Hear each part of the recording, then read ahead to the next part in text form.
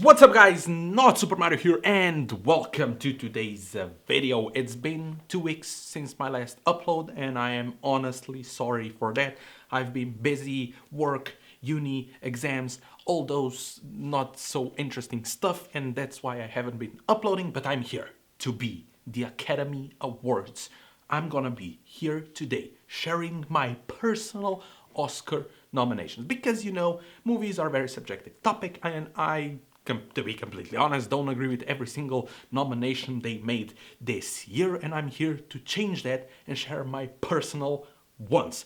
And also, do share yours in the comments down below and have a nice conversation about who are your picks for the nominations if you were the Academy. And of course, share, like, subscribe, all the shenanigans and basic stuff you do on YouTube. And now, let's begin. First category that I'm gonna share my nominations is Best Actor, and I have Joaquin Phoenix for The Joker, Adam Driver for The Marriage Story, Taron Egerton for The Rocketman, Adam Sandler for Uncut Gems, and Christian Bale for Ford versus Ferrari. So I've got only two the same with the Academy because they nominated Antonio Banderas, Jonathan Pryce, Leonardo DiCaprio, and Adam Driver, and of course Joaquin Phoenix. Who's gonna win? In my opinion, Joaquin Phoenix, and he should win. But I think the choices they made were not up to my taste, let's say it like that. So that's why I think Taron Egerton was snubbed, Adam Sandler was snubbed, and Christian Bale as well was snubbed. Ford versus Ferrari, really good movie, and I think those five should be nominated. Next category, of course, Best Actress, and my nominations goes to Scarlett Johansson for Marriage Story, Charlize Theron for Bombshell, Lupita Nyong'o for Us, Jessie Buckley for Wild Rose, and Aileen Franciosi for The Nightingale. I'm sorry if I butchered her name, but she was incredible. The Nightingale is such an amazing movie. Somebody recommended me that movie. I think was one of my friends. I had zero idea what the heck this movie is about. But Aileen Franciosi, I'm sorry again, should be in contention, but nobody has seen this movie. It is very tough to watch. It is a very powerful, emotional performance from Aileen, and I think she should be nominated, but she isn't. And also Lupita Nyong'o. I think that's the biggest snub, in my opinion, in the Best Actress category.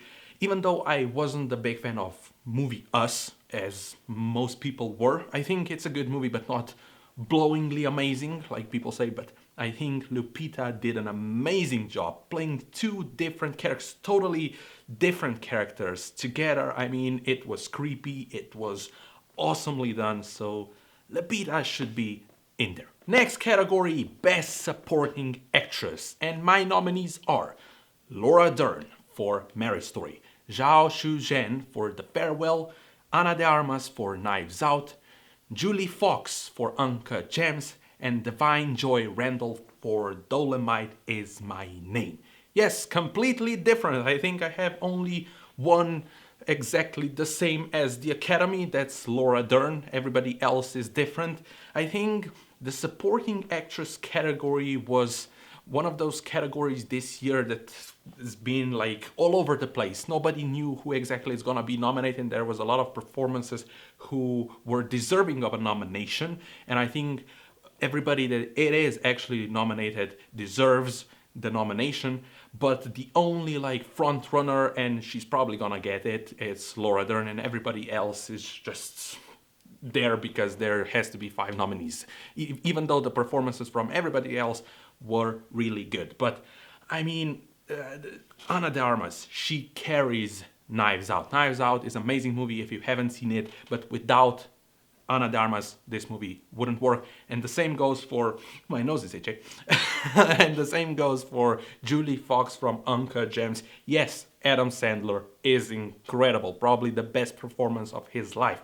But without Julie Fox, that movie doesn't work. It would just be Adam Sandler mumbling and rumbling around, being nervous and anxious all the time like he is in the movie, and you wouldn't have this great, powerful character that is Julie Fox in the movie. I think She's incredible. And also Divine Joy Randall from Dolomite Is My Name. I wasn't a big fan of Dolomite Is My Name. I think it's a good movie, but I don't think it's like amazing. But I think whenever she was on screen, she was electric, funny, incredible, amazing performance from Divine. So those were my picks. Next category is Best Supporting Actor, and my nominees are Brad Pitt for Once Upon a Time in Hollywood, Shia LaBeouf for Honey Boy, Song Kang-ho for Parasite, Tom Hanks for A Beautiful Day in the Neighborhood, and Robert Pattinson for The Lighthouse. So the only two that I've got the same as the Academy are Tom Hanks and Brad Pitt.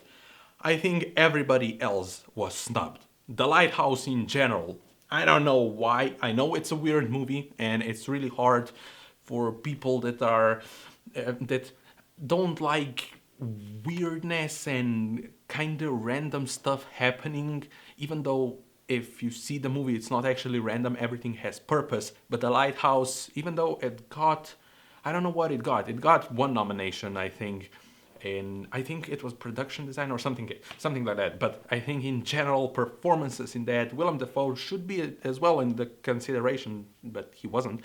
But I think Robert Pattinson, he's just being remembered as this Twilight guy. But if you haven't seen The Lighthouse, Good Time, even High Life, even that movie, it also came out last year. Wasn't for me, but I think his performance was incredible. So Robert Pattinson, incredible performance. Song Kang-ho, I think everybody in that movie should be in consideration. Nobody was except Bong Joon-ho and the movie itself, because it got international movie nomination and also a Best Picture nomination. But I think performances in that movie are incredible, and Song Kang-ho, he was incredible. And Shia LaBeouf, I mean, he had two incredible movies in 2019 that not a lot of people have seen. Peanut Butter Falcon and Honey Boy. Honey Boy is like this autobiography, or just autobiography, I don't know, about his life and his dad. So that's autobiography because he wrote the movie. And he plays his dad. He is incredible in that movie. Also Noah Jupe, who is in there playing Shia LaBeouf, is incredible as well. But I mean, Shia LaBeouf did an amazing job, and he has been forgotten in the Academy this year. I don't know why. Next category is Best Director, and my nominees are Sam Mendes for 1917, Bong Joon-ho for Parasite, James Mangold for Ford vs. Ferrari, Marielle Heller, I think that's how we pronounce her name, and I'm sorry if I butcher her, for A Beautiful Day in the Neighborhood, and Taika Waititi for Jojo Rabbit. So I only have Sam Mendes and Bong Joon-ho exactly the same as the Academy, and they also nominated Martin Scorsese, Quentin Tarantino, and Todd Phillips. All deserve the nomination, but in my opinion, because I wasn't the biggest fan of Once Upon a Time in Hollywood and The Irishman, I was like, nope, James Mangold. They forgot James Mangold. Ford vs. Ferrari is probably the most entertaining movie of 2019. The way he shot the Le Mans 66, that's the international title, and all the races, I mean, it was so well done. James Mangold made a movie about cars incredible. And I'm not just saying that movies about cars are boring, but most of the time they are not intended for the majority of population. They're just specifically for people that actually really like cars. But this movie is for everybody. Incredible performances all over the place. Matt Damon, Christian Bale, Noah Jupe, everybody else that I don't remember the name right now. So I think James Mangold was snubbed in a big way. I think he should be in contention. Marielle Heller, incredible direction, incredible movie, A Beautiful Day in the Neighborhood. And this is talking, and I am talking, a guy who doesn't know anything about Fred Rogers. Nothing, because we didn't have him in Europe, probably nowhere. So I was like, when I saw, when I was when I was thinking about should I see this movie. I mean, it's about a guy who I don't have any connection or nostalgia factor wasn't really applied here because, like I said, don't know the character, don't know him, never seen an episode of Beautiful Day. I don't know how the actual series was called. You can tell me in the comments down below. But the way she shot the movie and the way Tom Hanks performed, it's an amazing movie, really well done, really well.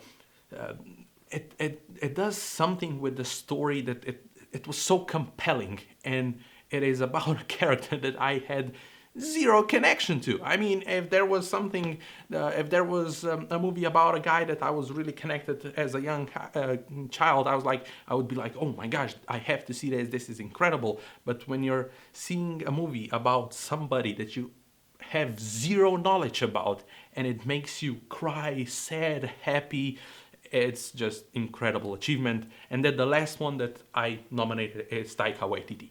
He made a movie that shouldn't be shouldn't work. It's you know what it's about, and it shouldn't work, but it does on every single level. It is funny, it is heartwarming, it is heartbreaking. You cry, you laugh. It is so unbelievably done. The performances incredible. Thomasin McKenzie, the kid that I always forget the name, and the other kid, Sam Rockwell. Rebel Wilson was good in the movie. That's an achievement. I'm sorry, Rebel Wilson and all the Rebel Wilson fans, but that's an achievement in itself. So yeah, Taika Waititi should be in there. And now the last category, Best Picture. This year we have 9 nominees, but because there are 10 spaces, I have 10 nominees. And let's begin. My nominees: Avengers Endgame, Parasite, Marriage Story, Joker, Rocketman, Ford vs. Ferrari, Jojo Rabbit, Wild Rose, The Lighthouse, and 1917. Yes, 1917 is in there as well, like it is in actual nominations. But yeah, those are mine. I have 10, and I know there is no Wild Rose, one of the best movies of 2019. Nobody has seen that movie. I also nominated Jessie Buckley, who is the main character in that movie as the best actress, because she was just incredible. This movie is heartwarming. It is incredibly well made, incredibly well acted. The music in it is probably the best music of 2019, and I don't know why people just forgot about this movie. Also, The Lighthouse, like I said and I mentioned before, a movie that is weird, but the way it was shot, the performances, when you've got only 2 guys on an island in the middle of nowhere, and the movie is exciting and interesting, that says something. Also, I have Avengers Endgame in there, and I know a lot of people would not agree with me, but I think that after 22 movies or 21 movies, I don't know how many movies before Avengers Endgame came out were there, and to make a cohesive story from Iron Man to Avengers Endgame that makes sense, and the conclusion and the epicness and everything worked on so many levels. You've got a movie that it's 2 hours and 55 minutes long, almost 3 hours, and you're not bored for a single second.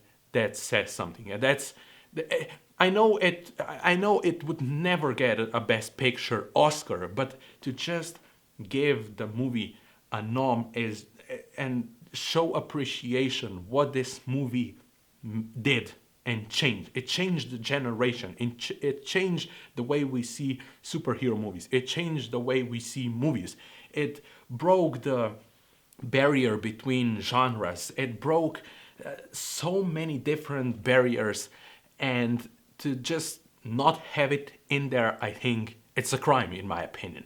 It's like, let's say, the last Lord of the Rings, not Fellowship. What's the? Oh my gosh, I don't know. Return of the King. I think it's in the same way that movie was nominated for everything, pretty much, and I think it actually, yeah, I think it got the Best Picture Oscar. I think Avengers Endgame deserve it. It deserve it. deserves the freaking no.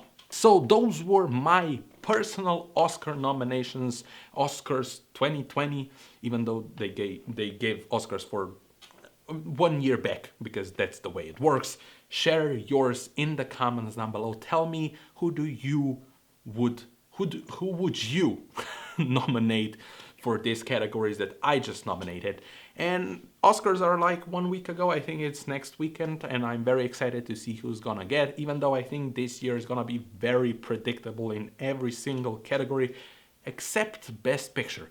I actually don't know what Best Picture Oscar, who's gonna get the Best Picture Oscar. I'm really, it could be, I mean, I think everybody has a chance, and there could be some surprises, even though people are saying 1917 and Parasite. Who knows? Maybe Jojo Rabbit gets it, and why the heck not? It would be interesting. And if you want to see my Oscars prediction video, who would win and who do I want to see win, tell me in the comments down below as well. And that's gonna be it. If you enjoyed this video, leave a like, hit that subscribe button, share this video all over the place, click that bell icon to get notified when I upload, and I see you next time.